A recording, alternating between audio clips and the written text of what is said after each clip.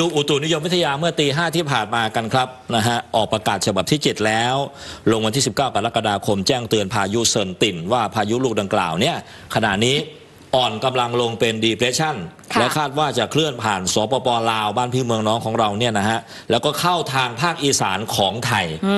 แหมสุดสัปดาห์นี้พี่จะไปต่างจังหวัดพอดีไปอีสานพอดีเลยนะฮะจ๊ะเอกับฝนเลยนะเนี่ยก็ส่งผลกระทบนะคะทำให้ทั่วประเทศไทยเลยโดยเฉพาะอีสานกับเหนือจะมีฝนตกหนักถึงหนักมากบางพื้นที่ขอให้ประชาชนในบริเวณดังกล่าวระวังอันตรายจากฝนตกหนักและฝนที่ตกสะสมเพราะอาจทำให้เกิดน้ำท่วมฉับพลันน้ำป่าไหลหลากแล้วก็น้ำล้นตลิ่งด้วยค่ะส่วนคลื่นลมที่ทะเลอันดามันแล้วก็อ่าวไทยตอนบนจะมีกำลังแรงจะมีคลื่นสูง 2-3 เมตรโดยบริเวณที่มีฝนฟ้าคะนองจะมีคลื่นสูงมากกว่า3 เมตรยังไงชาวเรือเดินเรือด้วยความระมัดระวังเรือเล็กแน่นอนควรงดออกจากฝั่งส่วนประชาชนที่มีบ้านเรือนอาศัยอยู่บริเวณชายฝั่งก็ขอให้ระวังอันตรายจากคลื่นลมแรงที่พัดเข้าหาฝั่งไปจนถึง22 กรกฎาคมนี้ค่ะท่านอธิบดีกรมป้องกันและบรรเทาสาธารณภัยนะฮะชื่อนี้ไม่ค่อยคุ้นนะฮะแต่ว่าจากนี้ไปชื่อท่านจะคุ้น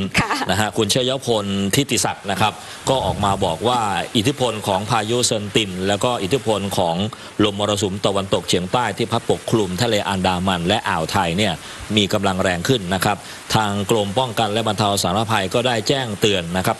34 จังหวัดไล่ไปตั้งแต่ภาคเหนือนี่8 จังหวัดนะครับมีเชียงรายน่านแพร่พะเยาตากพิษณุโลกพิจิตรแล้วก็เพชรบูรณ์นะครับส่วนภาคอีสานเยอะหน่อย12 จังหวัดค่ะก็จะมีที่เลยหนองคายบึงกาฬหนองบัวลำพูอุดรธานีสกลนครนครพนมกาฬสินธุ์มุกดาหารยะโสธร101และมหาสารคาม